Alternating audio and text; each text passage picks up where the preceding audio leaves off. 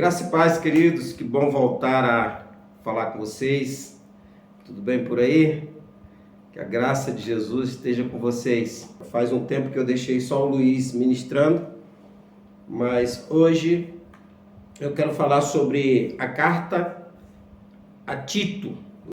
Tito fica aí no Novo Testamento, né? Paulo teve vários discípulos: Timóteo, Tito, Sóstenes, Silas, Epáfras. Teve muitos discípulos. Tito foi um deles. E hoje a gente vai aprender um pouquinho sobre Tito. Bom, primeiro, quem escreveu Tito? Quem escreveu essa carta? Quem escreveu foi o apóstolo Paulo. Quando foi escrito? Ela foi escrita nos anos 63 a 65 depois de Cristo. Para quem foi escrita essa carta? Bom, essa carta é diferente de algumas outras de Paulo, que Paulo sempre escrevia para as igrejas, por exemplo, aos santos que estão em Éfeso. Já aqui não. Aqui Paulo escreveu para Tito, que era um jovem pregador, um jovem discípulo de Paulo, que Paulo tinha deixado em Creta para administrar a igreja ali, e Tito estava com dificuldade. Então Paulo escreve essa carta para motivar Tito e orientá-lo a como ele deveria desenvolver o seu ministério ali em Creta. De onde é que foi escrito? Éfeso. Éfeso, pode ter sido escrito de Éfeso. Qual é o contexto histórico da carta? É isso que eu falei, né? As igrejas de Creta estavam passando por muitos problemas na área de doutrina. O judaísmo estava entrando na igreja, tentando destruir a doutrina de Cristo, e também havia vários problemas de comportamento, né, dos crentes. E Paulo então envia Tito para administrar aquela igreja e alinhar aquela igreja dentro do contexto bíblico. De quem era composta a igreja? Gentios e judeus. Quais são os seus pontos fortes e fracos? O ponto forte que eu colocaria é que ela tinha o apoio do apóstolo Paulo e também de Tito, ou seja, dois homens de peso, né? Dois homens de Deus muito fortes. Agora, os problemas eram esses problemas de doutrina prática dentro da igreja. O povo tinha se afastado, né? O povo tinha se afastado da verdade da palavra de Deus, seguindo as mentiras da cultura ali de Creta. E Paulo então manda Tito para alinhar esse povo dentro da palavra de Deus. O gênero literário é uma epístola, né? É uma carta. A ideia principal do livro é essa mesmo que nós falamos: motivar Tito a estabelecer novos líderes e corrigir os erros dos crentes. Essa é a ideia principal do livro, né? A palavra-chave em Tito: Deus, Jesus Cristo, doutrina, ensino, verdade, graça e obras. Ok, então, deixa eu falar um pouquinho mais sobre o ministério de Tito, né? O ministério de Tito. A primeira coisa que a gente aprende aqui é que Paulo ele investiu muito em liderança.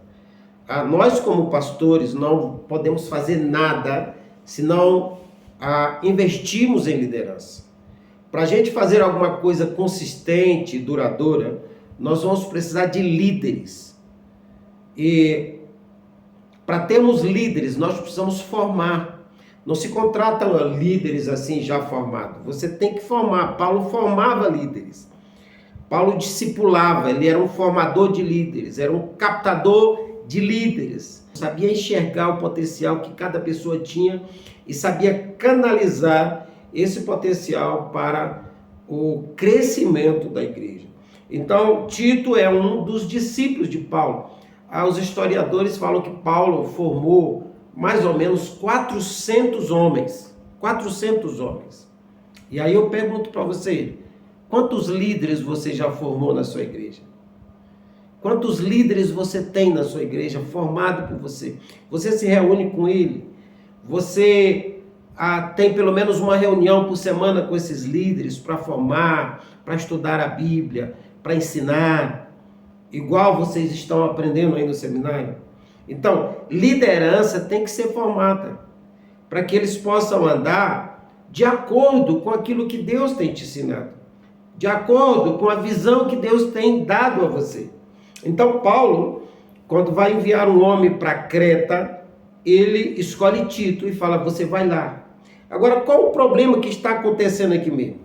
Primeiro, a igreja de Creta estava sem credibilidade na cidade.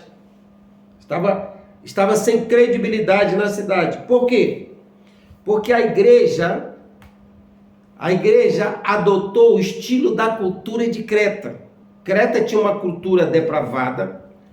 Creta tinha uma cultura da mentira. Creta tinha uma cultura da glutonaria. Creta tinha uma cultura da prostituição. Creta tinha uma cultura da mentira. E tudo isso foi entrando dentro da igreja. E agora a igreja precisava ser limpa disso. A igreja precisava aprender a cultura do céu. O que acontecia em Creta? Creta era uma ilha. Creta era uma ilha. E nessa ilha havia várias igrejas. A população eram devotos de Zeus. Zeus era considerado um deus na mitologia grega, na crença dos gregos. E era um deus devasso, era um deus do engano, era o deus da sensualidade. E tudo isso, toda essa cultura era repetida pelos moradores da cidade, que contavam as histórias de Zeus, com as suas amantes, com as suas mulheres. E esses homens foram absorvendo também essa cultura. Essa cultura foi entrando na vida do povo. Algumas pessoas que se converteram e foram para a igreja levaram também essa cultura. Inclusive alguns líderes da igreja também absorveram essa cultura. Então agora Paulo está enviando Tito para corrigir esses erros, tirar esses enganos e dizer que não é Zeus que é o Deus daquela cidade, mas Deus de verdade, Deus, o Deus de Israel, o Deus soberano, o Deus verdadeiro, que é de fato e de verdade o Deus que deve ser adorado, o Deus que deve ser seguido. Então Tito foi para lá, para essa cidade, com esse propósito. Em todas as igrejas daquela região, a liderança estava afastada das doutrinas da Bíblia. E precisavam voltar para a Bíblia, voltar para o Evangelho, voltar para a sã doutrina. E essa era a grande tarefa de Tito. Apesar de ser um jovem, ele tinha essa tarefa de ir ali e alinhar o povo, pregar a sã doutrina e motivar o povo a voltar para a palavra de Deus. Então, Tito foi e estava passando muita dificuldade, não estava fácil para ele. E Paulo então escreve essa carta para motivar o jovem Tito, o jovem pastor, a cumprir o seu ministério, a cumprir a sua tarefa naquela cidade, que era a emplacar ali a doutrina, a sã doutrina da palavra de Deus. Essa também é a nossa tarefa. Às vezes estamos numa cidade, numa região, numa vila, onde as igrejas também estão vivendo longe da palavra de Deus, estão adotando a cultura sem Deus e precisam voltar para a Bíblia, voltar para Deus. E essa não é uma tarefa fácil. E essa é uma tarefa para você, para mim, para nós, pastores. Por isso nós precisamos conhecer a palavra de Deus. Por isso nós precisamos estudar a palavra de Deus, para que nós possamos alinhar os nossos discípulos, alinhar os nossos pastores, alinhar os nossos líderes com a palavra do Senhor, para que possamos ter igrejas saudáveis em cada região. Isso foi parte da tarefa que Paulo encarregou a Tito de desenvolver naquele lugar. Isso você vai encontrar, por exemplo, capítulo 2:5, capítulo 2:8, capítulo 2:10. Aí está orientando a igreja. O que acontece? Você se torna o que você acredita. Você acaba se tornando aquilo que você acredita. Ou seja, a filosofia que você carrega é a filosofia que vai mudar os seus pensamentos e vai mudar o seu comportamento. Aquilo que você acredita é aquilo que vai modelar a sua vida, que vai modelar os seus hábitos, que vai modelar o seu comportamento, que vai modelar o seu ministério, que vai modelar a sua história de vida, que vai modelar a sua história de vida, que vai modelar a sua igreja, o seu ministério. Por isso é muito importante estar alinhado na palavra de Deus. Por isso que é muito importante estudar na fonte certa, aprender com a fonte certa. E Tito, naquele momento, estava aprendendo com a fonte certa. Estava aprendendo com Paulo, o homem que mais entendia da palavra de Deus, o homem que mais entendia da doutrina correta da palavra de Deus, o homem que mais entendia de como conduzir a igreja. E Tito estava aprendendo com ele. Por isso nós precisamos aprender com homens que entendem a palavra de Deus. Precisamos estudar a palavra de Deus para que possamos ter ministérios alinhados, igrejas alinhadas, líderes e lideranças alinhadas com a doutrina da palavra de Deus. Em segundo lugar, Tito foi enviado para aquela cidade de Creta, para aquela ilha, para formar novos líderes, tirar aqueles líderes que estavam em pecado naquelas igrejas, tirar eles da frente do trabalho e estabelecer líderes corretos, líderes alinhados com o céu, líderes alinhados ministerialmente, líderes aptos para o ministério, líderes dignos de ser chamado de pastores, de líderes, de bispos. Paulo, então, dá uma lista com critérios de como escolher um bispo, de como escolher um líder, de como estabelecer um discípulo, uma liderança, um pastor numa igreja. Não é qualquer pessoa que pode ser um pastor. Tem que ter critérios, tem que ter princípios, tem que ter o mínimo de formação teológica, de conhecimento e de caráter para estar diante da igreja de Deus. E aí Paulo então dá uma lista. Essa é a primeira função então de Tito ali em Creta, tirar aqueles líderes que estavam desalinhados, aqueles líderes que estavam em pecado e formar novos líderes para colocar naquelas igrejas, para que eles pudessem também fazer novos líderes e pudessem expandir o evangelho de forma correta naquela região. Então essa é uma das funções de Tito ali naquela ilha de Creta. Os homens que Paulo manda escolher, os homens que Paulo manda Tito escolher, Paulo disse que eles tinham que ser maduros, ou seja, tem que ter maturidade espiritual para que possa cuidar da igreja de Deus. Você não pode botar uma pessoa, um neófito, uma pessoa que não conhece nada, uma pessoa sem experiência para cuidar da igreja. Tem que ser uma pessoa já treinada, uma pessoa experimentada, uma pessoa que tem maturidade espiritual e maturidade de vida para cuidar do ministério. Segunda coisa, tem que ser ajustado na família, ajustado no casamento. Você não pode botar qualquer líder, um líder mulherengo, um líder adúltero, um homem que não tem seriedade na família, um homem que não sabe liderar sua família, um homem que não sabe liderar sua casa, um homem que é mal falado na cidade, não pode, um homem que tem um mau testemunho na cidade, um homem que a família dele envergonha a igreja, não pode ser líder. Tem que ter a família ajustada, tem que ter filhos ajustados, tem que ter mulher ajustada, marido ajustado, a casa tem que estar bem, a casa do pastor tem que ser um testemunho na cidade, tem que ser um testemunho na vila. Ele não pode ser mau testemunho. Não pode comprar e não pagar, nada. Não pode não ser um mentiroso. Não pode ser um mulherengo. Não pode ser um adúltero. Não pode ser violento. Paulo então começa a ensinar Tito de como deveria ser o caráter, o comportamento de um líder, de um pastor para cuidar daquelas igrejas de Creta. As pessoas, vizinhos, a quadra, o sítio onde você mora, a vila onde você mora, tem que falar bem da sua família. Seus filhos têm que ter bom comportamento, tem que ser ensinado a servir a Deus, a ter um bom exemplo.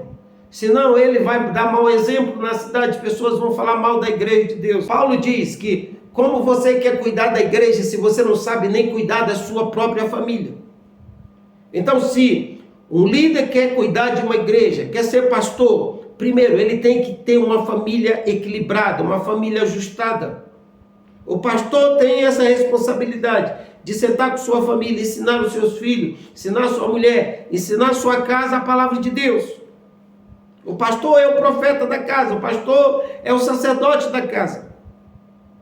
Então Paulo ensina isso, que Tito tinha que achar esses homens que têm uma boa família para poder botar na frente da igreja de Deus. Se você não tem uma boa família, tem que consertar a sua vida, consertar seus filhos, sua mulher, sua casa, tem que consertar para que você possa estar na frente da igreja de Deus. Isso é o que o Paulo está orientando a Tito, para consertar aquelas igrejas de Creta, homens capazes de ensinar sobre Jesus.